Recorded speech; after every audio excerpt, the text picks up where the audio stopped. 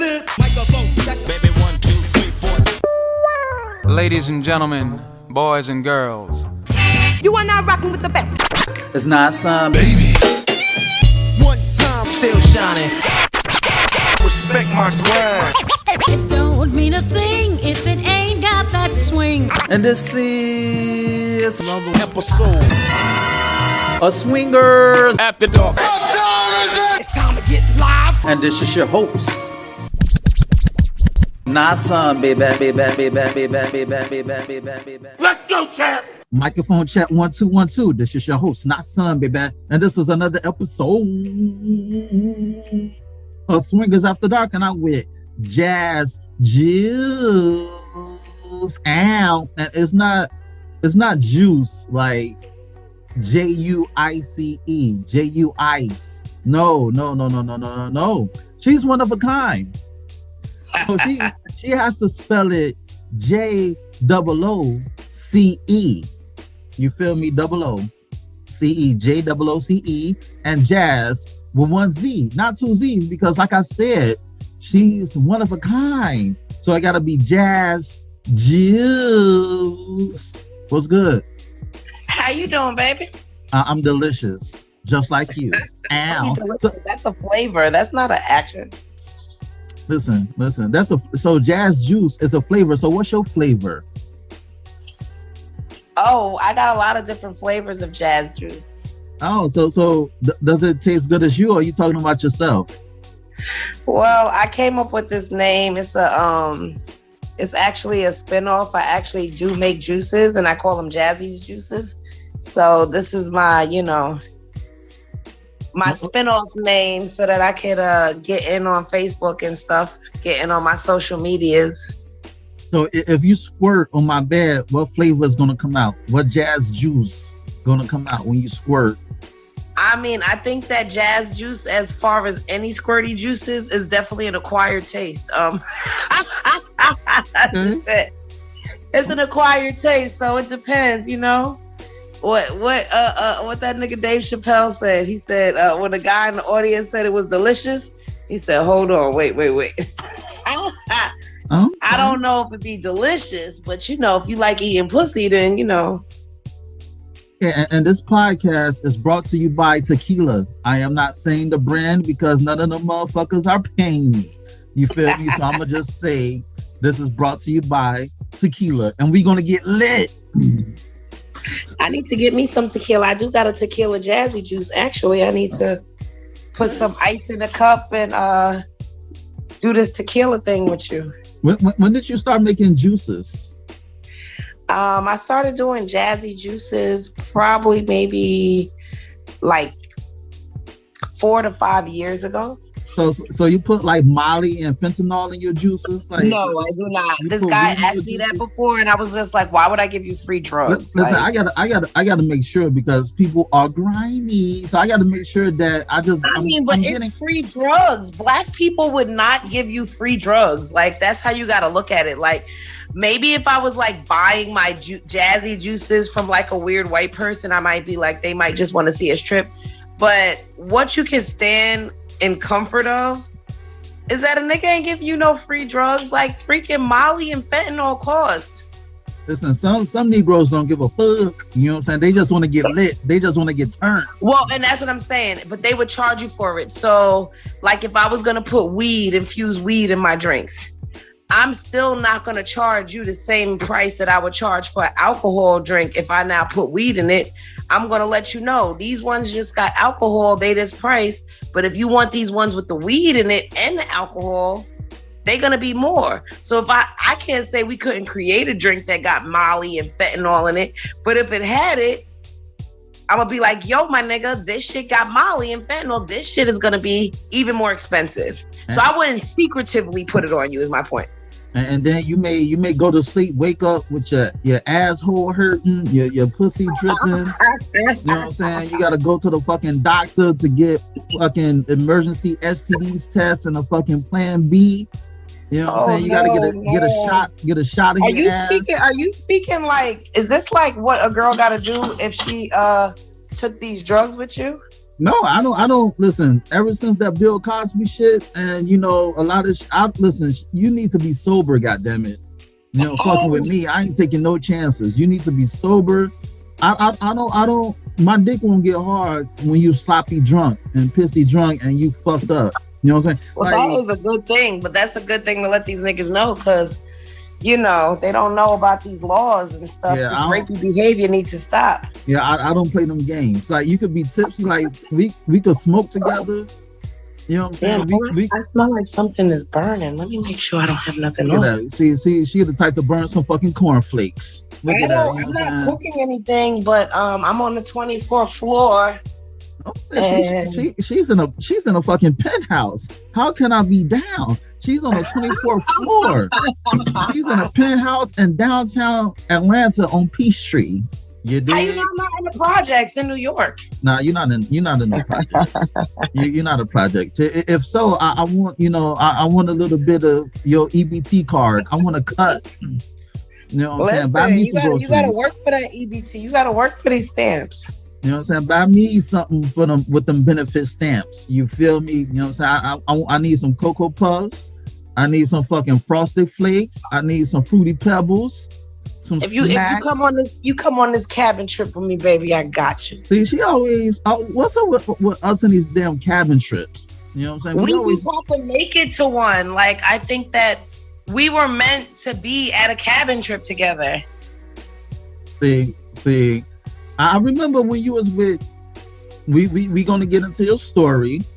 Because you was with BDL About That Life Atlanta. So how was, because that's where we met. Yes, we did meet in BDL. So how did you hook up with them?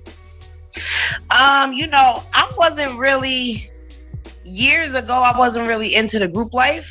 The first group I did find out about was called Atlanta Live. And then I found out about BDL. And the groups that I used to be in on Facebook was like strictly making money groups. Like I used to be always selling some shit. I've always been a hustler. So somebody put me on one of those groups. And it was like, you know, like you gotta be, if you're selling stuff on Facebook, you gotta keep this image, you know what I'm saying? Like I would keep my breasts covered. I would like not be myself. So when you got to these groups, they were private and you could like let out your real self. So I got into these groups and I got addicted. And BDL, About That Life, they was popping in there, you know, mainly Atlanta. Mainly people out here. I like to go out in real life, so I don't really like to be like, you know, like on Facebook and you got all these people you never meet in real life. Like that's just, it's kind of whack. So I got in BDL. I wasn't one of his traditional admins because I've always traveled with my Jaz Jooce. Like I didn't have time just to be nobody's admin that's not paying me. But he did have some like fun looking trips that he was throwing, parties and stuff. So I started getting out. And that's around the time when we met. And, you know, you stood me up for all these cabin trips. I honestly don't know what happened. That came up. I can't remember what came up, but it was something that came up and you had to cancel at the last minute. And then we had planned the one for Destin, but what happened is when we planned that one originally, nobody went on that trip when it was planned, and he rescheduled that trip to September, and you still was like, fuck that, fuck by September, you were like, I'm not coming. I wasn't taking chances. Like now, since, you know, I've been around the world, I'm doing my thing, now it's like, okay, I'm good, but back then... Listen, fear spreads like, you know, while some people took the side of staying in and doing more inside stuff, I decided to start a group of my own and get us out in real life. So one thing about you down south folks, y'all don't give a fuck. Like in Florida, Atlanta, and Texas, y'all don't give a fuck. I'm a New Yorker. Please don't call me a down south folk. No, listen, you're an apple peach. You know what I'm saying? I'm a papple. Yes, I am a papple. Yeah, you're a papple. You're a papple. Matter of fact, is there a lot of New Yorkers in Atlanta? A bunch of New Yorkers. That's why I started the Melting Pot, because it's so many of us here, to the point I was doing a live the other night. I had like 4 people, like it was 4 of us on the live. And I know it's seen purpose, but we're on the live in my group called Atlanta's Melting Pot, right? But all 4 of us were New Yorkers. And we had to just laugh because I was like, I swear, y'all, I did not plan this. But it was like me and my homegirl and 2 guys. And when we started talking to each other, everybody was from New York. It's a lot of New Yorkers here. It's a lot of people. I love Atlanta because it's a lot of people from different states. And it's so many Black people, but it's the best, it's the cream of the crop.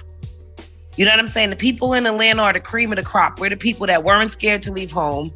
We weren't scared to leave uncomfortable comfort zones. And we're hustlers. Like if you have a business, whatever you got going on, people support you here. So like they say, if you could do it in New York, you could do it anywhere, which is true. If you come out here, whatever you was doing in New York, you're going to get it like 20-fold. 50-fold out here because people are gonna fuck with you. What part of New York you from? I'm a Staten Island girl, but I've lived everywhere in New York. So I was raised in the Bronx. No. You represent Shaolin. Yes, I believe that everybody should represent where you went to high school at. So even if I say high school because I feel like high school really, really made us. So I went to high school in Staten Island. I was raised up in the Bronx and Staten Island, but I went to high school in Staten Island, so I'm always gonna rep Staten Island. I gotta throw up that W. You know what I'm saying? That Woo W. That Wu-Tang. Yeah, there you go. I was like, get it right. If you're gonna do it, get it right. I gotta throw it up, baby. So you from Stapleton? You from Park Hill? Where you from? Brighton? I lived in Stapleton. I was raised in Park Hill. That's why when you said I wasn't a project girl, I was like, I beg to differ. So you was raised in Stapleton, Park Hill. What about Mariners Harbor? My mom, our final place where we lived, like when she got her house, we were in Port Richmond, which is right next to Mariners Harbor. Yo, it's kind of hood in Staten Island. People think that Staten Island. People be sleeping, but it's like Staten Island. If you look at the whole of Staten Island, it's mainly white people. But the area like North Staten Island, like around the ferry and those surrounding areas, is where all the Black people are. So that's like the hood, like by the ferry, by the train. One way, you're going like towards Stapleton and Park Hill, but if you go the other way, you're going towards like New Brighton, West Brighton, Port Richmond, the harbor. Like you're gonna pass by a lot of projects. So I think Staten Island can be really hood because a lot of people who the shit didn't work for them in other places, they come to Staten Island. So like when you're acting up and you're in Brooklyn and they feel like the school system has failed you, they're going to try to bring your ass to Staten Island. Then you're going to come to Staten Island acting all Brooklyn and get fucked up. Staten Island got all the Brooklyn rejects. You know what I'm saying? Y'all like baby Brooklyn.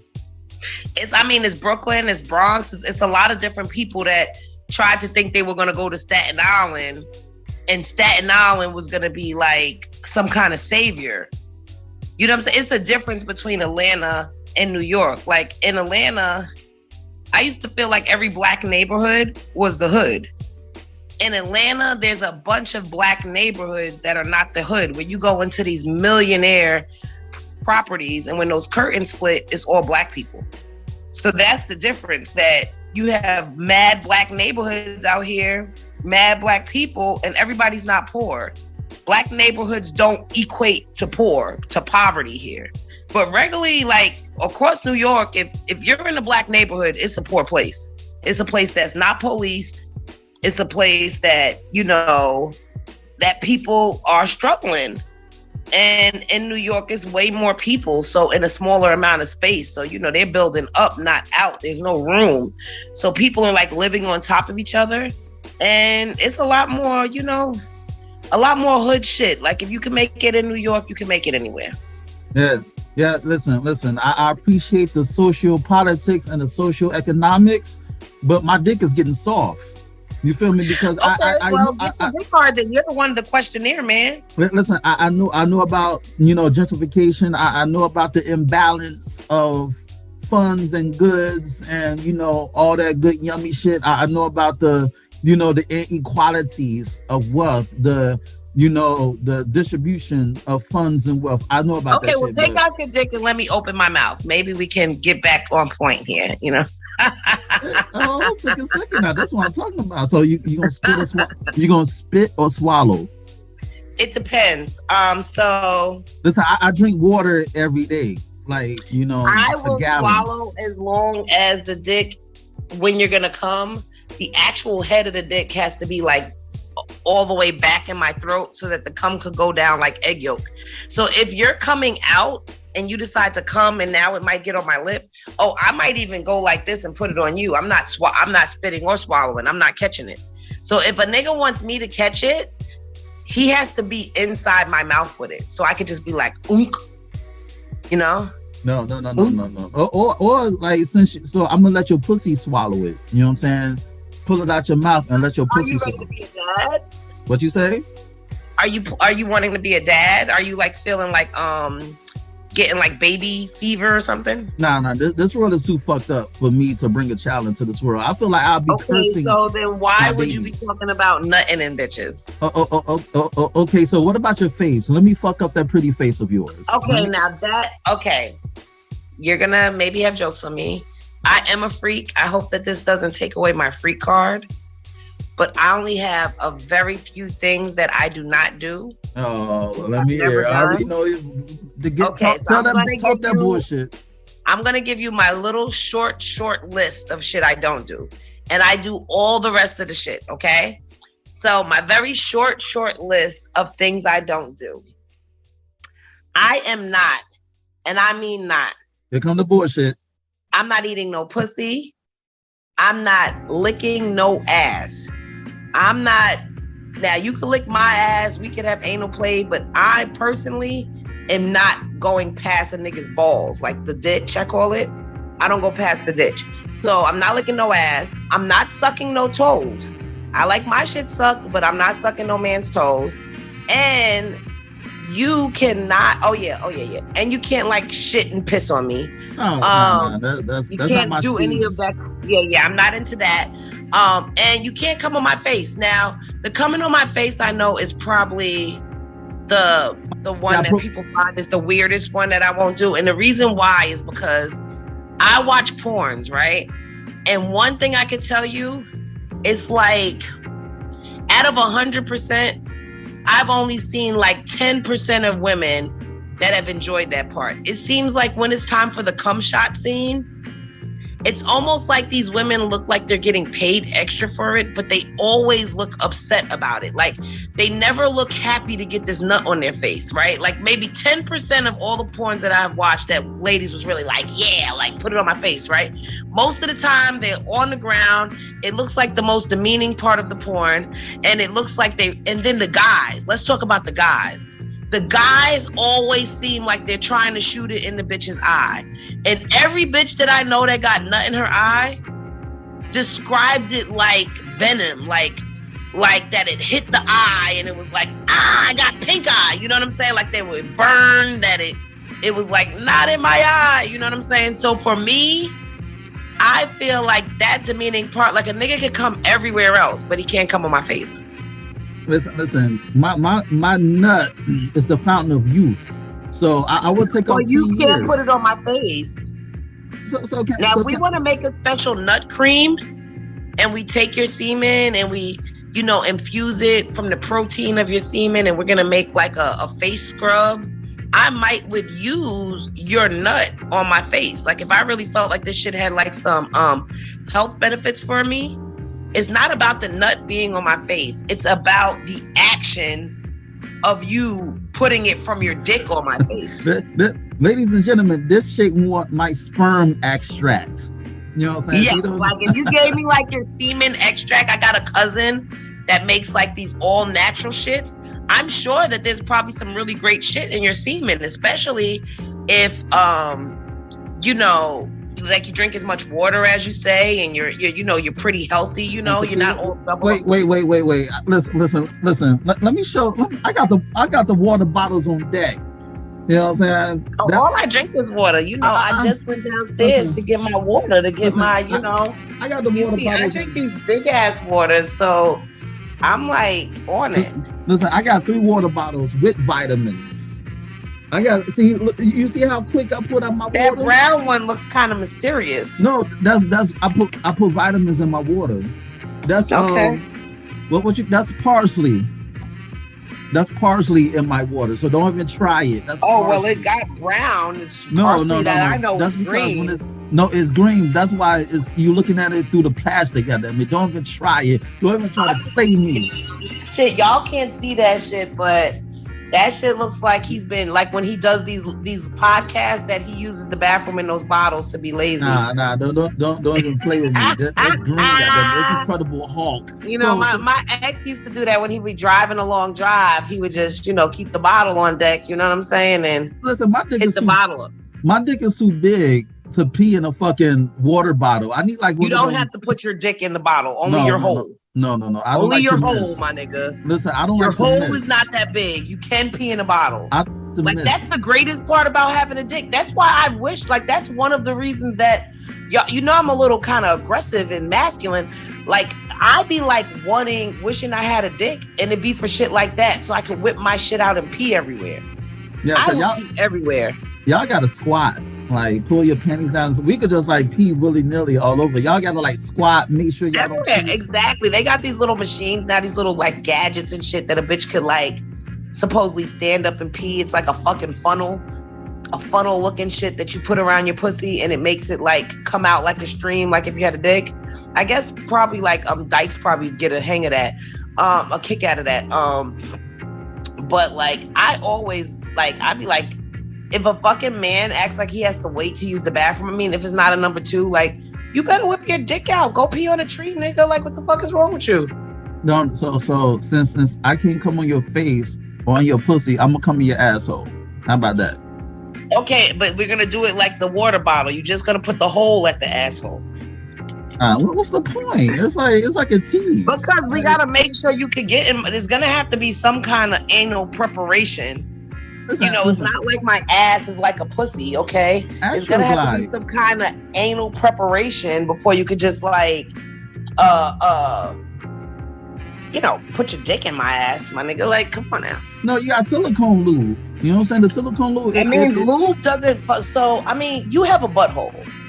Just like I have a butthole. We both have buttholes. Now, you are a man, so of course, you're not into sticking things necessarily in your butthole. But because we both have buttholes, I know you can identify with me in this and saying, if I offered you some fucking silicone lube, you know what I'm saying? Would that necessarily mean that, we gonna be able to make it happen? Your butthole is no different than my butthole. A man's butthole is just like a woman's butthole. A butthole is a butthole. Because y'all can feel good in that butthole too. We all got something good in there.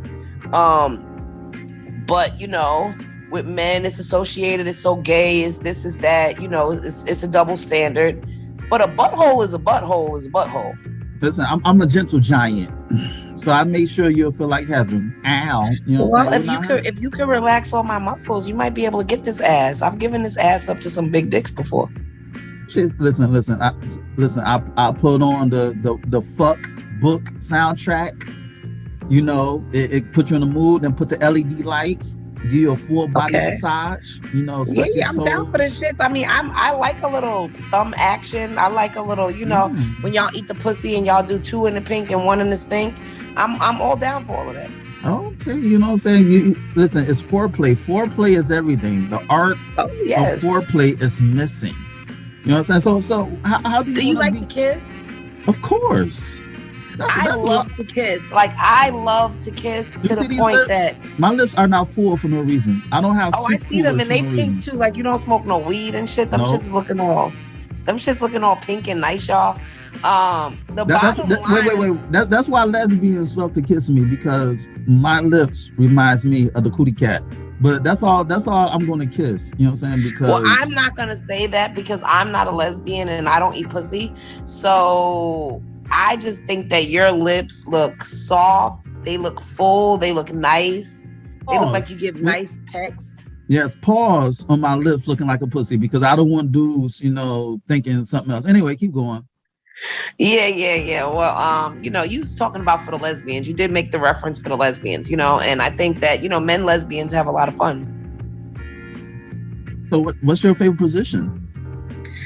It varies. It depends on the shape and size of the dick.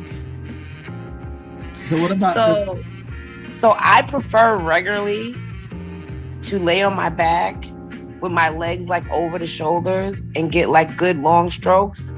That regularly can make me squirt depending on who it is. But depending on like the size of the dick, maybe the guy doesn't have the right action. I might know like, damn, that dick can make me come, but he's not gonna make me come, so I gotta jump on it. Listen. So I can make as we get older, you know what I'm saying? I'm 43 now. As we get older, women should by then have learned their fucking pussies. You should have learned your juice box by the time you're in your 40s.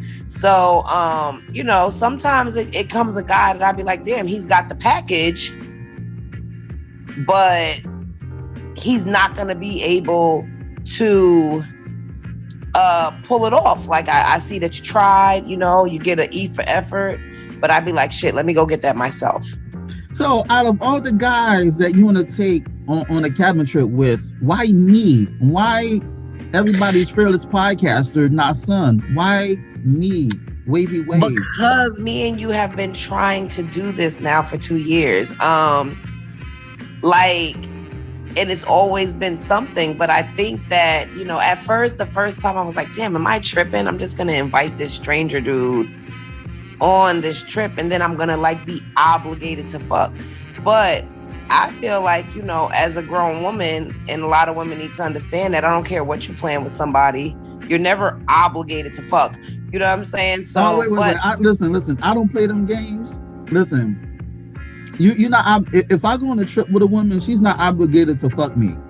It's not mandatory to fuck me. And I'm bringing you a place where there's a lot of other pussy, like a lot of pussy that want to fuck, and you're a handsome guy. Like, you're nice, you're tall, you got a big dick, you got a little fucking, you be spitting that shit, you got to give to Gab. And then you down with the beard gang. Like, bitches love fucking like ticklers. No shit. Listen. I can eat your pussy and tickle your asshole at the same time. Ow. I know. So I feel like even if it was like something happened and we couldn't get out of the friend zone or whatever, I still feel like you would be straight if I at least bring you to a space that has a lot of options. Like, I'm not a jealous woman. No. You getting fucked. You know what I'm saying? You sexy as shit. You tall too. You sexy. You got dimples. You know what I'm saying? You look good. You getting fucked. I suck a great dick. Like, that's why probably my favorite position is the lazy position, because I feel like I should be able to lay on my back and get fucked after I suck your dick the way I would suck it. So let me ask you this question. I know you're tired of this question, but I'm gonna ask it anyway because I'm me.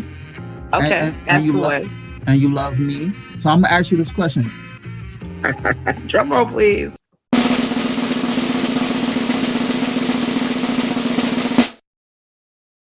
Am I single? I am very single. So why are you single? I know you said that you were petty and you could be immature. So I am petty and immature, but that's not why I'm single. Niggas will fucking love to lock my petty, immature ass down. I believe that right now I'm single because, one, I don't put so much emphasis and so much like pressure on titles.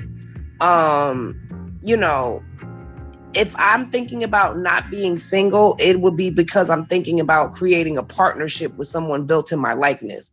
When it comes to fucking, you can have somebody even that you fuck regular. Like, I could have one nigga I'm fucking and we're almost monogamous, but it doesn't mean I'm not single, because that person might not be ready for the type of partnership. I'm an entrepreneur. It's not easy to date an entrepreneur, let alone, you know, think about marriage with one or think about and I feel like if you're going to be boyfriend and girlfriend, like, we grown, if you're not looking at somebody that you would marry, why are you looking to waste time as boyfriend and girlfriend? You know what I'm saying? Like, it all sounds so kind of immature to me. I think that I'm open to love, but I don't think everybody that we love, we need to be in like this monogamous relationship with. I think that we need to pick our partners better. And that's why it's a lot of divorce. It's a lot of like this. You know, I got a friend and her mom was married like 12 times. And she was just like, fuck it. Like, she's not going to stay married. 12 times. She was like, listen, I'm not going to stay married. I'm going to live my life. Like, she felt like she was going to be married under the Lord, but if the shit ain't work, it ain't work, and she was going to move on. You know what I'm saying? Not stay stuck in some marriage with one person for 30 years because y'all supposed to stay married. Like, why? What? Like, who made these fucking rules? Like, if the shit ain't working, maybe we jumped in for the wrong reasons. You don't want to shack up, but if I move to Atlanta, I would want to shack up. I'm not opposed to it. Listen, when I go, wait, we should make better decisions. When I go to Atlanta, I'm staying with you. I'm gonna be a homosexual. I'm gonna pay rent and dick. You know what I'm saying? So yes, that's how we're gonna get like a room somewhere. My grandson stays with me, so I'm like being like a good grandma. I don't ever want him to think that I'm a hoe. Well, no, ladies. Oh, see, that's why I fucks with you, because a lot of women don't give a fuck. But I'm gonna go back to that, ladies and gentlemen. Jaz Jooce. Listen, grandmothers didn't look like Jaz Jooce when I was growing up. They look like decrepit. It was like they was like a birthday away from dying. But Jaz Jooce, I wish like when I was growing up that our grandmothers looked like Jaz Jooce, so I could fuck the grandmothers. So I could be a grandmother fucker. A grandma fucker. Yeah, fuck a motherfucker. Yeah, she's Why a grandma. Why be a motherfucker when you could be a grandma fucker? Yeah, she's not a grandmother. She's a grandma, a glamour grandma. I'm a grandma. That's what I call myself, a grandma. So you gonna give me that grandma pussy? I'm gonna give you this grandma pussy. This grandma pussy good now. I be trying to tell y'all should get with like some older women, cause see, and I'm gonna say this, like a lady made a post in my group the other day, and she said that she think, and this bitch gonna say from the 60s and 80s, like if that's the same fucking era, you fucking dumb bitch, right? So she says she thinks that women born in the 60s and 80s are jealous of like these new millennium babies, you know what I'm saying? These 90s, 2000 babies, right? She was like that we're jealous. And I mean, this post went crazy, right? Because my group is filled with like a lot of more women that's between the ages of like 35 and 45. So the post went crazy. And I mean, she should have known, because at 40 something, we are definitely not jealous of 20 something year old women. And the reason why. She got a point, but I want to hear a reason. The reason why is because, one, we've been 20 something already. Okay. We've already gone through that, and we have our wisdom that comes with it. Secondly, half these younger bitches, they look like they had hard lives. Like, I'm 43 and I these can agree bitches, with that. they be like 28. And I'm like, what the fuck? 28? Like, who the fuck ran through you? Like, so I have even my admin team, most of us are like older, like, I mean, fine women that are like aging like fucking fine wine. And so now not only do we look good, now we have this wider variety of niggas we can fuck, right? You know, young enough to fuck your fucking be with you and still fuck your old enough to fuck your dad. So we can pick who, if we want to do dads or sons. And I believe that older pussy is better. Now, let me tell you why it's better. Because, okay, when I was younger, I felt like I had some pretty good pussy, right? And I can remember how niggas would fuck me different. Like, I might let a nigga just ram my pussy out, you know? Now I understand my pussy. I understand my pussy's a muscle. You know, so when guys be like, oh, a bitch got loose pussy. Pussy is a muscle. If you're fucking with a bitch that doesn't understand that her pussy is a muscle, that's your bad. Just like if a nigga says, oh, that pussy was dry. I feel like any nigga that says that is setting themselves up, because pussies were made to get wet. Most pussies. We're going to go with most pussies, okay? We ain't going to say there's no dry pussies because of medical conditions or shit, but the majority we speaking about. The majority of pussies got a fucking button, and it's like a button that you push to fucking get it wet. If you do not know how to get that pussy wet and you've experienced this dry pussy, you need to keep that on the low, because it's actually an insult to yourself. Because somebody got that pussy moist. Somebody got that pussy juicing. And if it wasn't you, you shouldn't be running around talking about, oh, that's some dry pussy. That pussy was made to get wet. You needed to step up your game. So I think older pussy, and hygienically, we're better at hygiene with our pussy. Like when I was younger, I ain't know shit. I was using douches.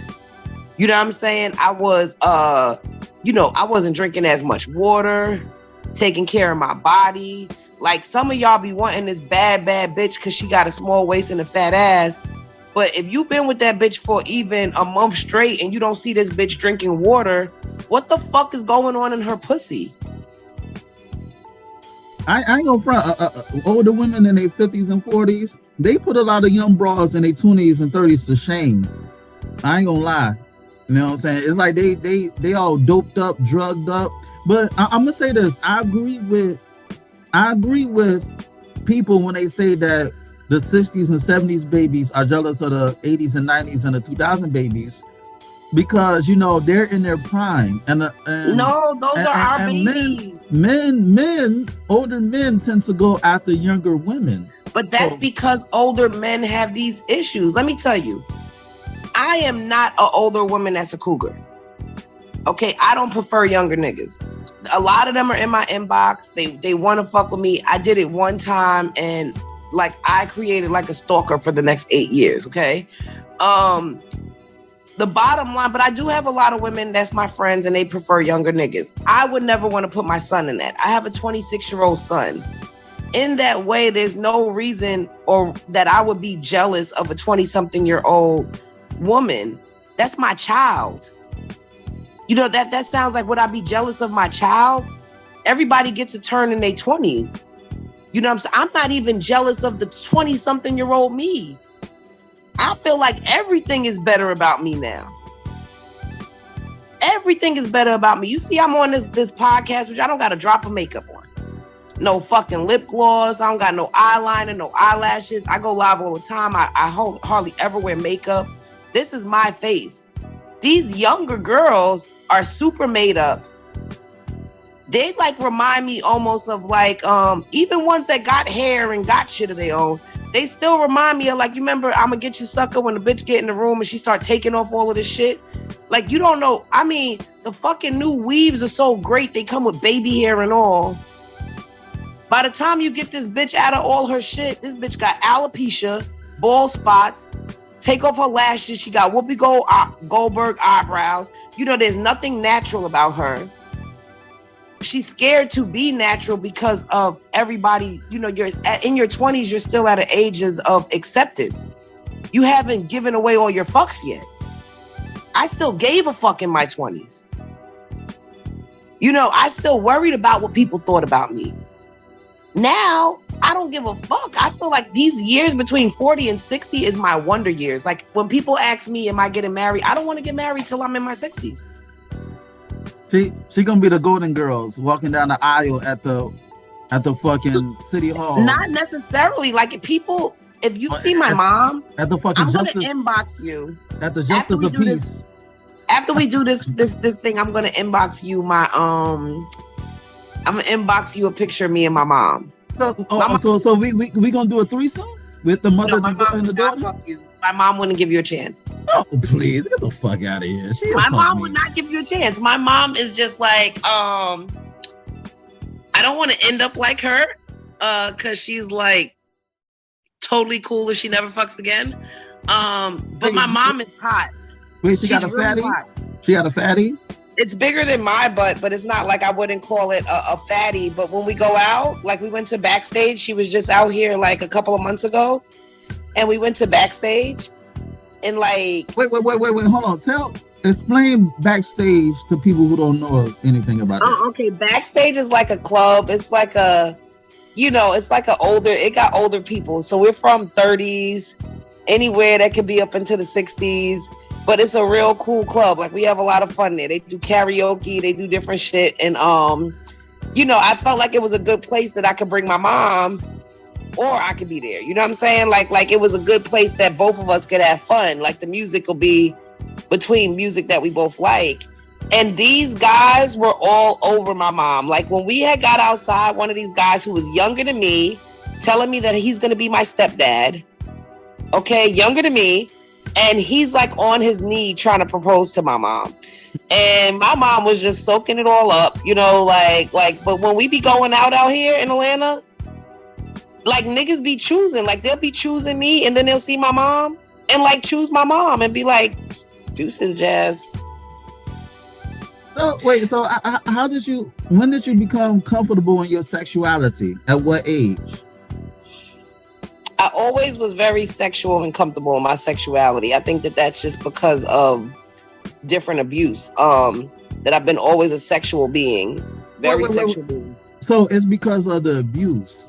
Because I say that because a lot of women, they use sex as a coping mechanism. They accept it. It's like that abuse opened doors to their sexuality, and instead of fighting it, they're like, well, fuck it, this is who I am. It goes either way. Either a woman is abused and she totally goes none on you, might even go lesbian, like not just like a femme lesbian, like a butchy dykey lesbian. They either clam up or we open up at young ages. Like, you know, we before the streets, we jump off the porch, we become over-sexual. For me, it was the second one. I became over-sexual, and I don't hold, a lot of women hold so much respect on sex. People will call me more like a man. Like, I can fuck a nigga and forget him. It's crazy because this is one of the reasons why I don't want to bring a child into this world, especially a daughter, because I kill a motherfucker if somebody violates my daughter, even if I'm with or I'm not with the mother. But it seems like every woman I know, they've been sexually assaulted when they were younger. It was like they've been raped, molested. Huh? 8 to 9 out of 10 women have had some form of sexual abuse. Whether it just been touched, whether it's been like deep and penetrated. I have been sexually abused as a child, and I was brutally raped as I got older. So and that's crazy. A lot of women with my stories, a lot of women with these stories. But it's like a perverted version of a rites of passage for women to get sexually assaulted, because it's like damn near every woman I know have been sexually assaulted. I didn't even know, yo. Like it's because niggas need to. I did a whole you know, I don't do podcasts, but I do my lives, and I did a whole live on this, and I was really trying to. People thought that I was, you know, getting away from being a victim, like had this victim mentality, but really what I was doing was I wanted to heighten awareness, because I think that's where it starts, at us being aware. I wanted to heighten awareness in men, not just women, in men about the shit that's rapey, about the rapey shit. You know what I'm saying? Because some shit be rapey as fuck and niggas be totally oblivious to it. You know what I'm saying? Like totally oblivious to it. And they won't know that some of the things that they did, because it wasn't a black or white rape. You know, when a nigga think of rape, he think of like brutally, like I ain't never forced no girl and brutally raped her, or slipped no Mickey in her drink, or you know, a statutory rape. Like niggas have that black and white idea of rape. But some of these rapes be in a very gray area. They be in a very gray area, and it comes from pressure. Like maybe it's a woman that didn't really want to fuck you and you knew that she didn't, and you might have even coaxed her verbally. You might have been playing, you know, playing rough. But if the person is not playing with you back. So I just be wanting, like I really did that live so that I could heighten men awareness, because no matter if it was rape, and I shared a personal story, and, you know, everybody kind of was like, oh my God, Jazz, you know, like they're like crying damn near in the comments, and I'm totally over it. You know what I'm saying? Like, I'm totally over it. It doesn't make me feel all teary-eyed inside. It was just a situation, and it wasn't black or white, because some people are always, why you didn't call the police? Some shit you don't really know you could have called the police for it. You didn't have guidance. I mean, it's not even about guidance. It's not even about guidance. Some shit falls in between the lines. Like if I listen to my cousin talk about his college days, and him and his homeboys will sit here and they'll be laughing, and I've laughed with them too as a woman, you know what I'm saying, and have felt bad as I got older. But these stories be rapey as fuck. But we'll be in here laughing at it, but the story, like they might talk about, y'all, you remember when you had that girlfriend and I was in the closet and we switched up? You know what I'm saying? Like we switched up and I tagged you in. Like, that's rapey as fuck. Especially she didn't consent to that. She didn't really consent or no. And now if you think about college stories, some of these girls just woke up, you know, maybe after a night of drinking that they went to sleep with their one college boyfriend and they woke up in the bed with his friend and they feel like, shit, I did fuck him last night. You know what I'm saying? Like, I remember fucking him. I didn't say no, but maybe you thought you was fucking this guy and you don't even know how you would bring that to the police. So you just chalk it off. You just brush it off your shoulders like, fuck it, I have fucked his friend. But really, that shit was rapey as fuck. And you know what's crazy? A lot of women at LS parties, at swing parties, they could get fucked up, and I don't even know that they're fucked up. This one chick, she didn't even remember me sucking her toes. She was like, you didn't do that. I was like, I did. I sucked your toes in the playroom. And to make a long conversation short, because I remembered the details of everything she told me at the event, she was like, oh shit, you did do that. So that's scary. All I did was suck on her toes. Imagine if I would have fucked and she would have forgot about that. You know what I'm saying? She could have totally forgot about it. That's why men need to understand that there's new laws put in place now, especially in Georgia, where let's say if me and you, let's say we wait, and she consented to it. So let me put that right. That's what I'm about to say. Let's say if me and you plan it, right? We like, shit, as soon as you come to Atlanta, baby, you know what I'm saying? We about to fucking have some fun, party, and we gonna fuck all night, right? Now you come out here to Atlanta and we do what we planned, right? Like we knew we were gonna fuck, right? And we do what we planned. We go get fucked up, you know what I'm saying? And now when we get back to the room, we're both intoxicated. You understand? We're both intoxicated, but maybe I'm a little more intoxicated, and you can see I'm not at my sharpest. Now, you can end up fucking me, okay? And in the morning, I could wake up and cry rape. Like, how the fuck did I get here? How did this, how did that? And you're like, bitch, we fucking drinking together, you know, like everything seemed all good. I never said no. But in the court of law, I might be able to win a rape case against you because you fucked with me when I wasn't in my right state of mind. You know what I'm saying? And they can look at it like, even though both of us wasn't in our right state of mind, now they're starting to take these new rapey kind of situations, and it's hard to gauge them. You know what I'm saying? But some women are definitely waking up and crying rape. And they're having a point, but not a point where I just be trying to be understanding for both parties. Even though I'm a woman, I'm still gonna put my shoes in the man's shoes too. You know what I'm saying? Like, some of this shit don't be seeming rapey. Like, you knew that this bitch was down to fuck. I mean, it was already understood. And if we got fucked up, but if a person is kind of too fucked up, even if it's sleepiness, it could be sleepiness. I could tell you it's not even drugs and shit. It could be sleepiness. But even if it's sleepiness and a girl is so deliriously tired, you should wait for her to be fully awake. So how would you school your grandson about how to deal with situations like that? Have y'all had them conversations? My grandson is like a baby still. You know, but I have had these conversations with my son. Okay, so what did you tell your son, and what would you tell your grandson when he come of age? My son actually beat a rape charge, okay? So my son understands fully upfront what can happen. You know what I'm saying? What can happen, you know, even what girls could put on. Because it's not always our sons. You know what I'm saying? Some of these girls are very, very grown young. They're hot young. They're knowledgeable. They know what they're doing. It's not always boys. You know, women, a lot of times, most of the boys that I know that lost their virginity young and stuff like that, it was always the girls that were guiding them. You know what I'm saying? Boys were kind of silly. The girl guided me. Shit, I didn't want to fuck. Girls, we were the smart ones. You know what I'm saying? You take a young woman that had already been molested or whatever and just overly sexual. we were the ones that's like, take out your stuff, let me see it. Like, like show me yours, I'll show you mine. We were definitely the leaders of that.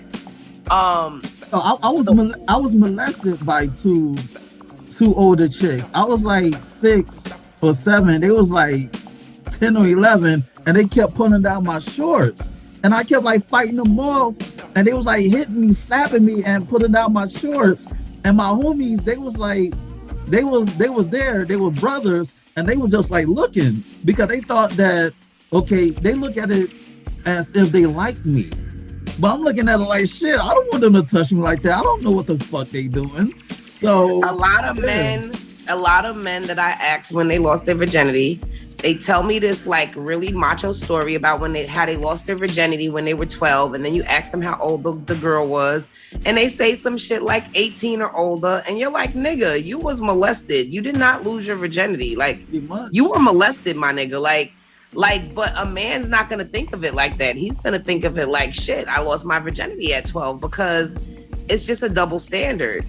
If we take a same woman in that situation and she was 12 and it's an 18-year-old man or a 20-something-year-old man, we're definitely calling that shit molest. She's not going to be like, oh, I lost my virginity at 12.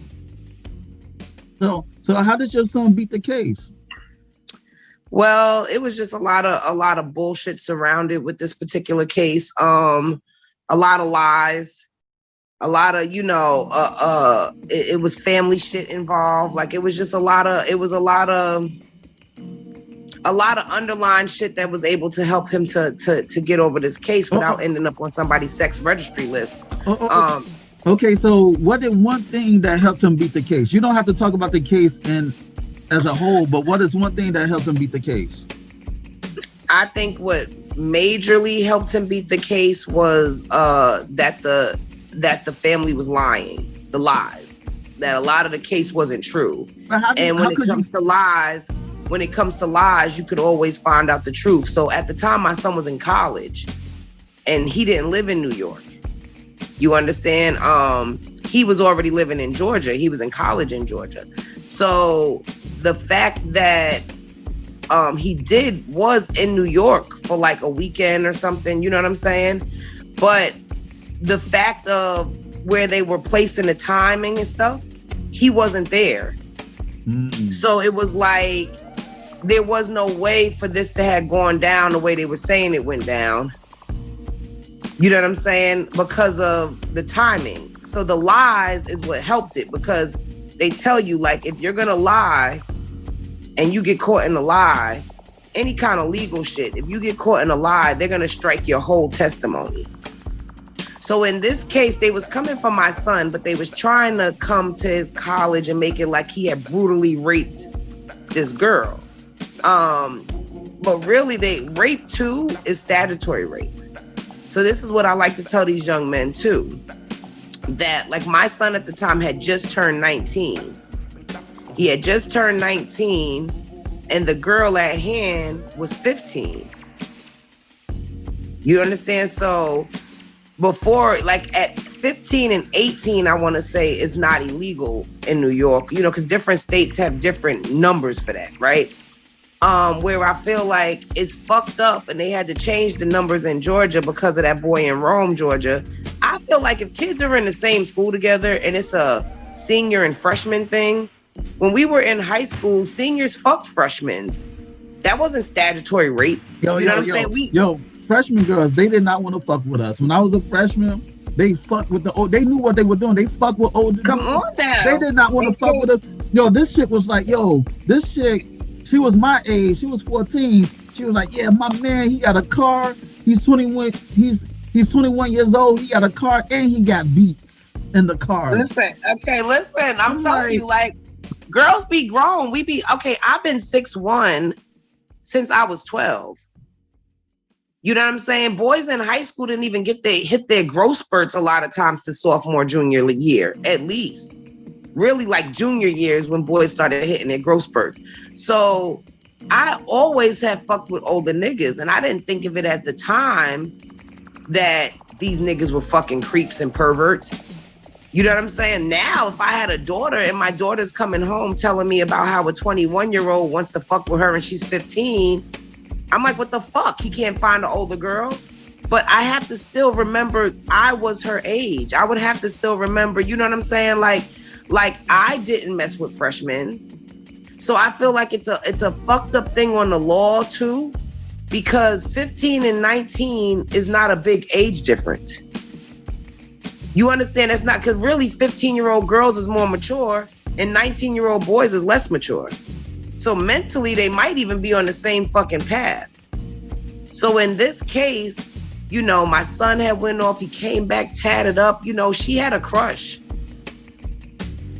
She had a crush. Who knows what type of story she might have been telling with her friends and her peer group that her mom heard. Her mom had a personal vendetta against me. You know what I'm saying? It was like personal issues that had surrounded that. And all of a sudden, boom, my son raped her daughter. So how could you prove that he didn't? Because in the court of law, it's not what you know, it's what you can prove. Well, in the court of law, one thing that we do have for us, even though a lot of us don't use the system, is that we're actually innocent until proven guilty. And when it comes to certain things like that, they need to be sure, especially if you're talking about a jury. A jury is supposed to be sure beyond reasonable doubt. That means if they even have a drop of some kind of information that makes them feel like it probably didn't happen, then they're not supposed to prosecute you.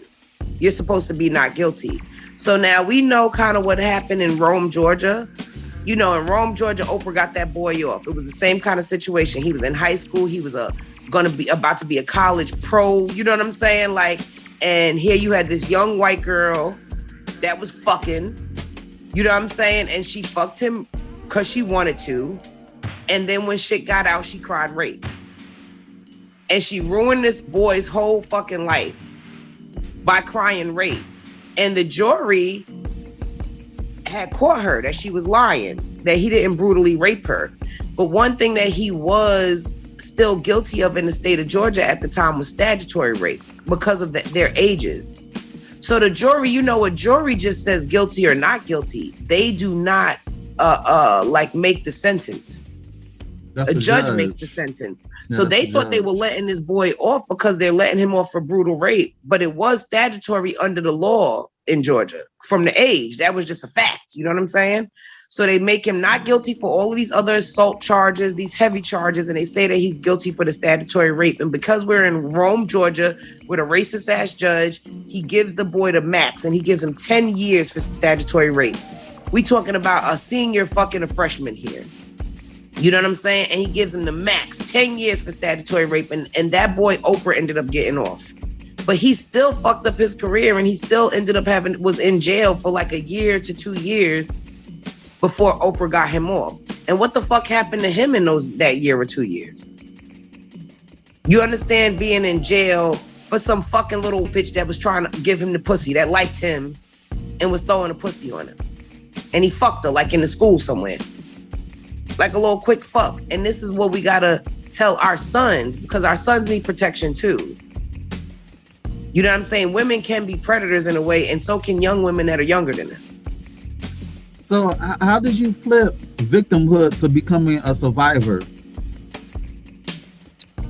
For me, I probably am still fucked up over shit, but you know, I'm just a strong woman. I'm built, you know, the way I'm built. No, wait. Talk to me. You mean for him? No, for you. It's like talk to me speak as if you're talking to girls, young girls, or even women who are struggling with getting over past traumas.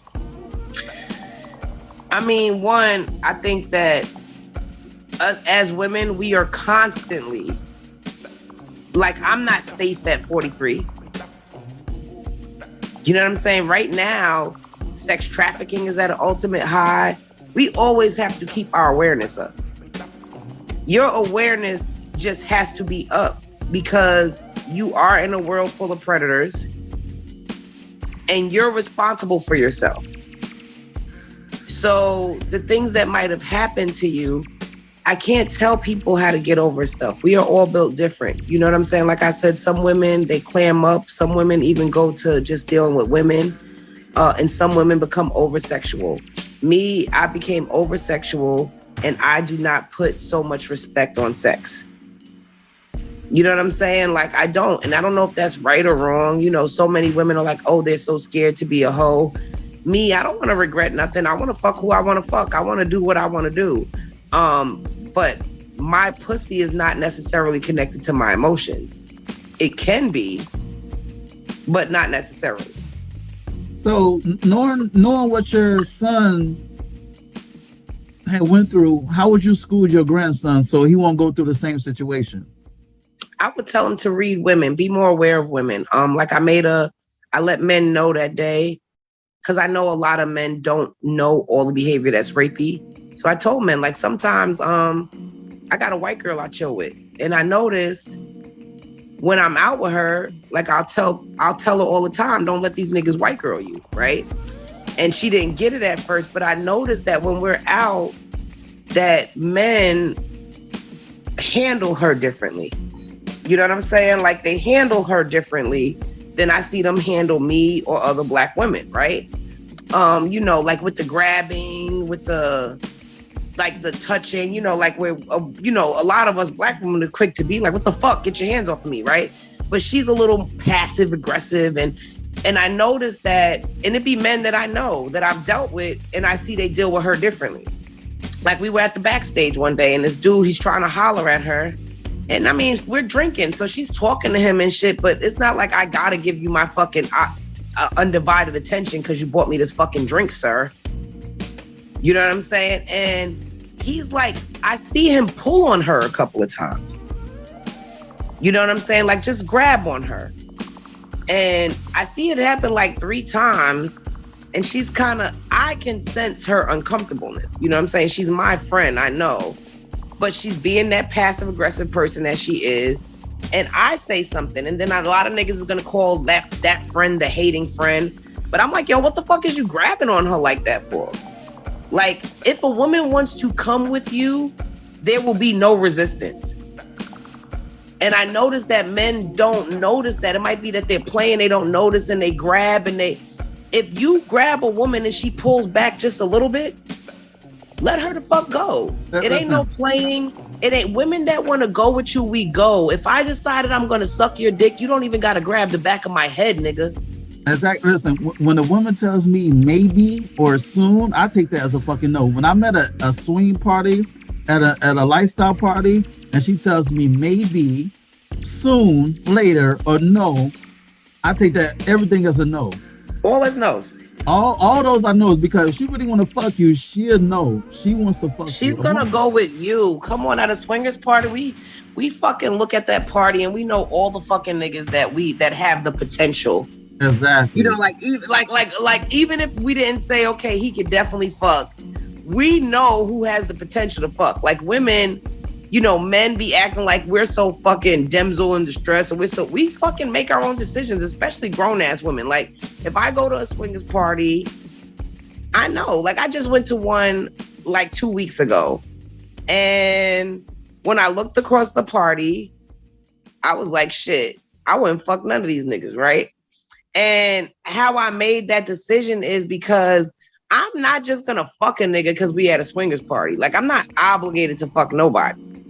You know what I'm saying? So now I'm already in there. Like, I might would let that nigga eat my pussy. I might would suck the birthday boy dick. Like, but I wouldn't fuck none of these niggas in here, right? Like, but I knew that from soon as I came in.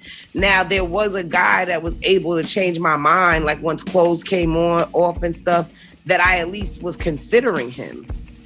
But it wasn't here or there if we didn't fuck. You know what I'm saying? It wasn't here or there. It wasn't like I was obligated. Like, we had tried, the shit went blank. It was like, whatever. So now, after that swingers party, he had my Facebook information and he was trying to reach out, like, you know, like to catch that rain check. Now, I'm fucked up with that. If we don't fuck at the swingers party, like, don't reach out to me in real life, because you're not just gonna get a fuck. Now you gotta do the work that you would have had to do to fuck me in real life. You know, take me out, let's hang out, let's get to know each other, let's whatever. We were at that party, and yeah, you could have lucked up at that party. Like, I paid to get into that party to have a chance that I might have fucked. Mm-hmm. But if we ain't fuck at that party, shit, you're not about to just like hit me up in my inbox after and think like it's your birthday or you hit the lotto. That shit, maybe at the next party, you might be front of the line because we did have some chemistry. But like, if you trying to get with me in real life, holla at me, ask me what I like to eat, know some shit about me. Like, you not just about to catch this good ass head and this good pussy just off a GP because you met me at a fucking lifestyle party and you already got to see me naked. Oh well, you missed out on that opportunity.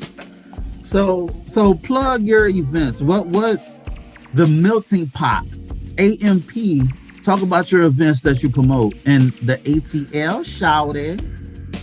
Well, you know, I started AMP, like how you said you met me at BDL, right? You met me at BDL, and I had these groups that I like to be in, and BDL kept getting shut down. Like, soon as it would get good, he was like losing these groups.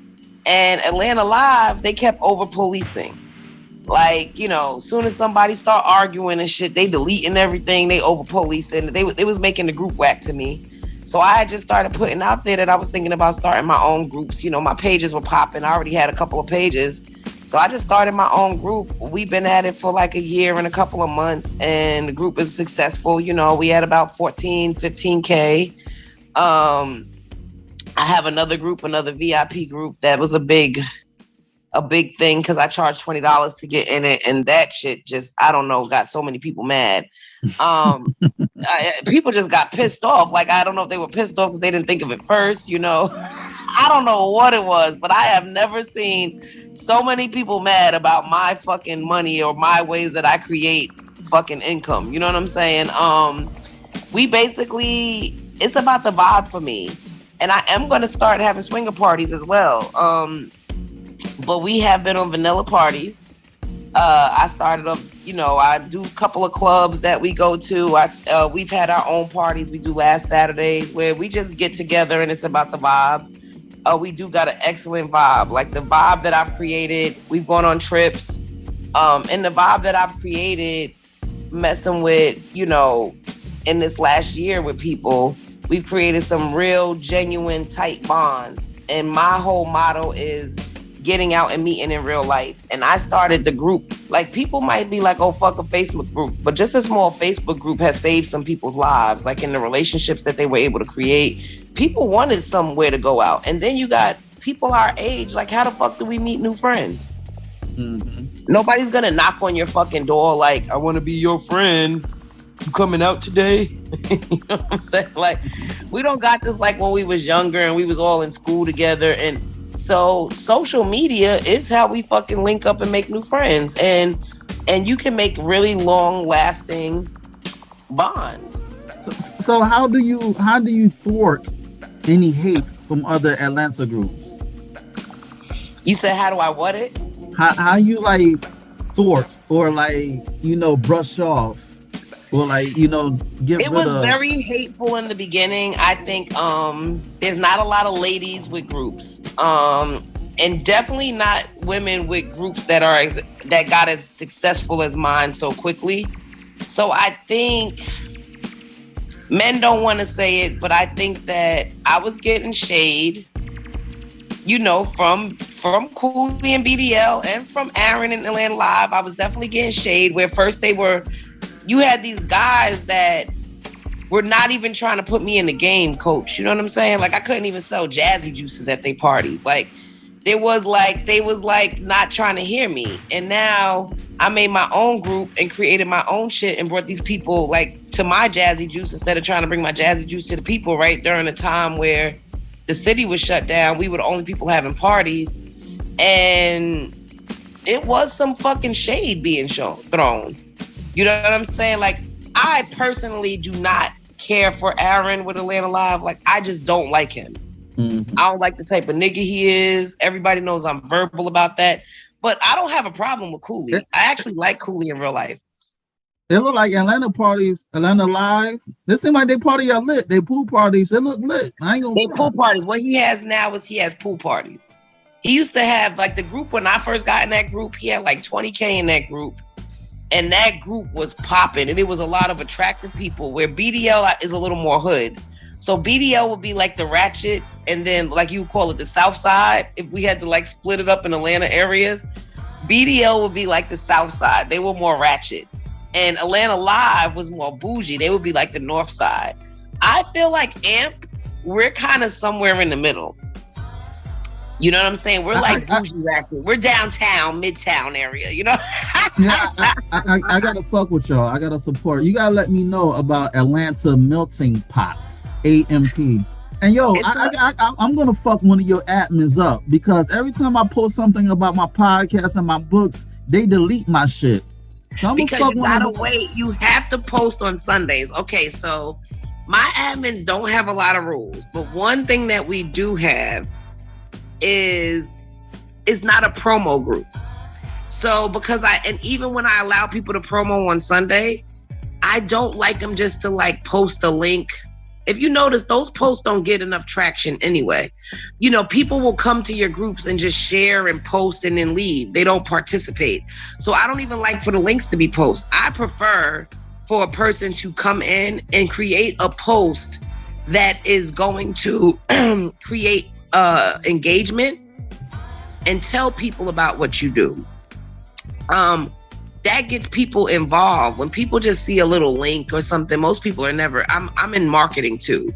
So I was already marketing and understood Facebook algorithms and a lot of different stuff. That's why my group was able to be successful so fast. It wasn't a coincidence. I have been researching this shit. Like none of the shit with Atlanta Melting Pot was a coincidence. You know what I'm saying? Not even the fact of how engaging the group is. I have a certain amount of men in the group to ratio to women. You know, I really planned a lot of stuff so that my group could be well balanced, interactive, engaging. So one of the things that it's a total no-no for anybody ever to post an event in my group unless they come to me first. That'll get you blocked and get your shit cut off. But when people want to post about their businesses, that's Sunday. Sunday is our promo day. And on Sunday, still, I don't allow links. I don't allow groups or events. But like say with your podcast, I would say the easier way for you to promote your podcast and certain things you're doing, your book, is to figure out a way to make an engaging post that's going to get people on there and then tell them about what you do. Because we're not going to, if we see that that's where the post was going, but you wasn't trying to just promote, but you end up promoting in the comments or something like that, that's a whole different thing. Because now you got people that you've already been talking to that you know are interested in what you got going on, rather than just dropping a post somewhere in a bunch of groups and, you know, assuming that people, that's going to be a good form of marketing.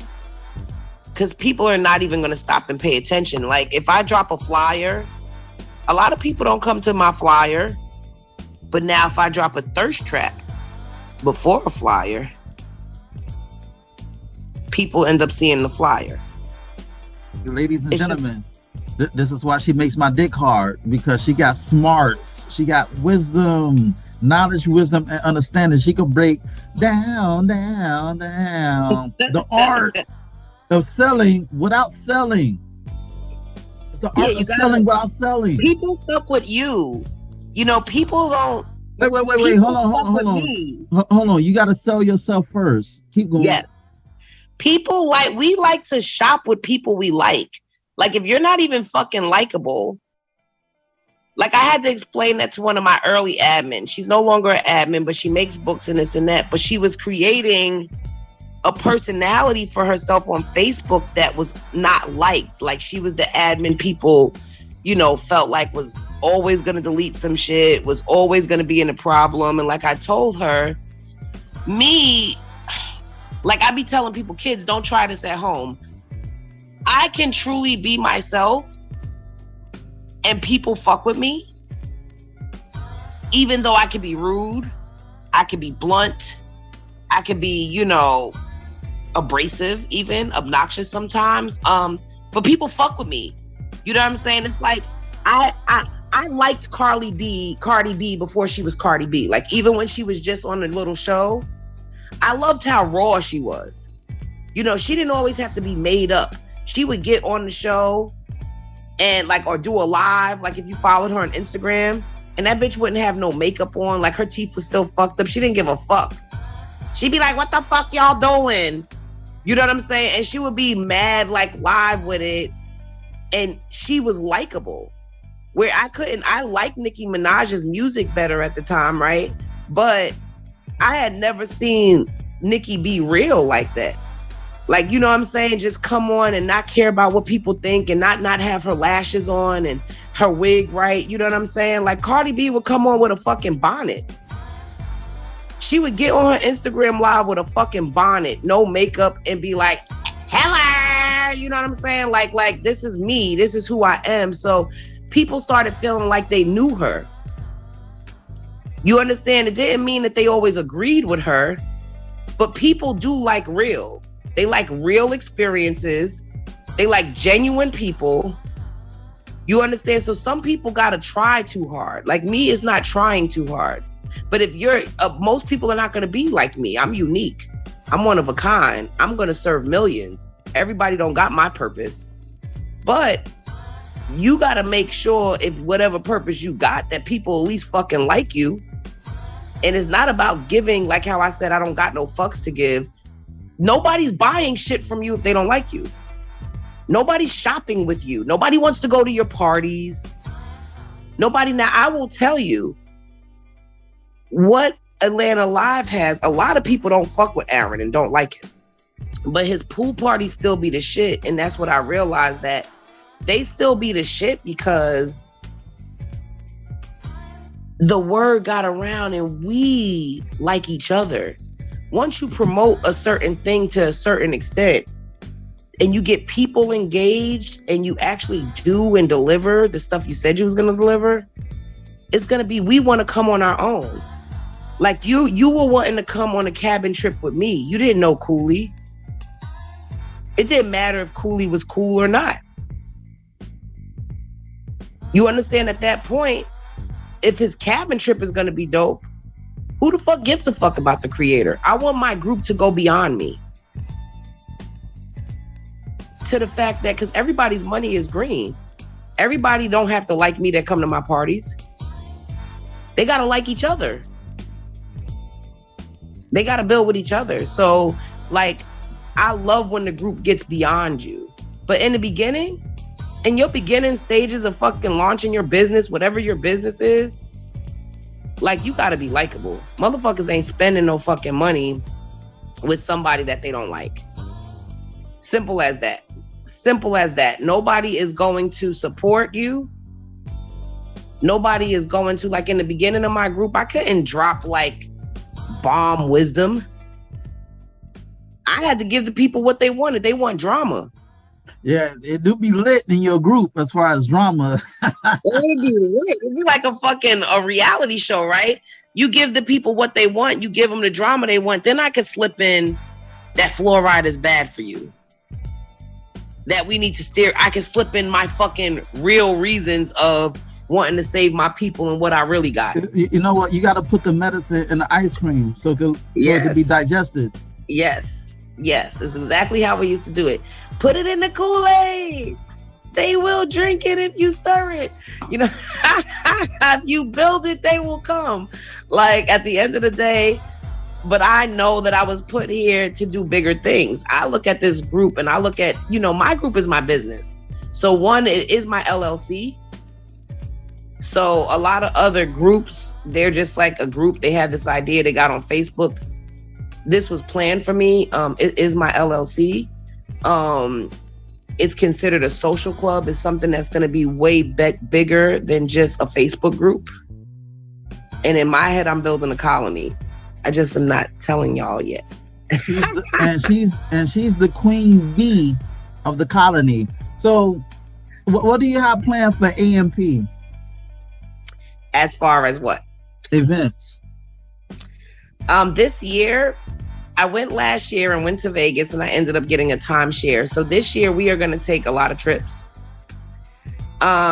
This year I want to grow the group from really, I don't know if this is like not realistic or not, but I want to grow the group this year from 15K to 50K. Mainly people in Atlanta. I want to get like more people involved. I want to start sectioning people off because we all got different people in our tribes. You know, you might have, this whole group, they like motorcycles. This group of niggas like fishing. You know what I'm saying? What I realize is people just want to find other people that's built in their likeness. You know, the money is going to come, but I don't do it for the money. I do it for the relationship building. I do it for what I believe Atlanta is right now. Atlanta is a Black Mecca. I believe that we could definitely be the next Tulsa. And if we play our cards right, we cannot get blown up. And when she's talking about Tulsa, she's talking about Tulsa, Oklahoma, Black Wall Street. Thank y'all. Thank you real quick. You know, I believe in my head the best cream of the crop are in Atlanta. There's people from every state. Atlanta is a melting pot of different states. I'm from New York. New York is a melting pot of different countries. Atlanta is a melting pot of different states. Like being from New York, I never met like Black people from Kansas and Utah and shit. I didn't know. I'm like, Dorothy's from Kansas. Like, what the fuck? You from Kansas? They have Black people there? You know, like, but the cream of the crop came. There's people that are from Brooklyn that never left Brooklyn. Like, I mean, like they never been to the Bronx. Not that they just never been out of New York. It's people like that everywhere. It's people like in Georgia that never left Douglasville. It's people where you from that never left the little city that you from. The people who get out, the people who leave uncomfortable comfort zones, they're the cream of the crop. So here in Atlanta, we got Kansas, Utah, we got Oklahoma, we got all of these different states, right? Big cities and states, Cali, New York. We are like coming out here and we are doing it big. A bunch of Black entrepreneurs taking us back to times we might have thought was bad, but actually times that we were doing best as a people. You know, segregation seems so bad, but really it was only bad because of what they were doing to us during the separation. But what it was for Black people, we all had businesses. We all fucked with each other because we couldn't, right, go drink from their water. And soon as we got a chance to eat their fucking nasty ass eggs, we was mad fiend to be over there supporting their businesses. And all of our businesses went to shit once segregation laws was lifted. Like where we all fucked with each other. And I think now that we don't have segregation, if it could be an option for us and we could opt to fuck with each other, the things we could do when melanin comes together is crazy. You know what I'm saying? But it's like you said, you got to put it in the ice cream. You got to slip it in the Kool-Aid. I got to slip it in the mix of drama and shit that is going to get people in and then be like, surprise, commercial break. Let's love each other, and then go back to the drama, right? But I got a method to my madness. And on that note, shout out to Atlanta Melting Pot, aka AMP and Jaz Jooce. And on that note, this has been another episode of Swingers After Dark, and this is your host, Not Sun, baby. Check out my website at www.notsunblaze.com. That's www.nahsunblaze.com. And check out my ebook, Fuck, F-U-C-K. You heard right, Fuck. It's on Nook, Kindle, iBooks, Google Play. Go get it. It make you say, na, ow. And shoot me an email at swingpodcast@gmail.com. That's swingpodcast@gmail.com. Hit me up with any questions or concerns that you may have. Rate, share, subscribe, and comment on this podcast. Dig. And on that note, until next time, peace.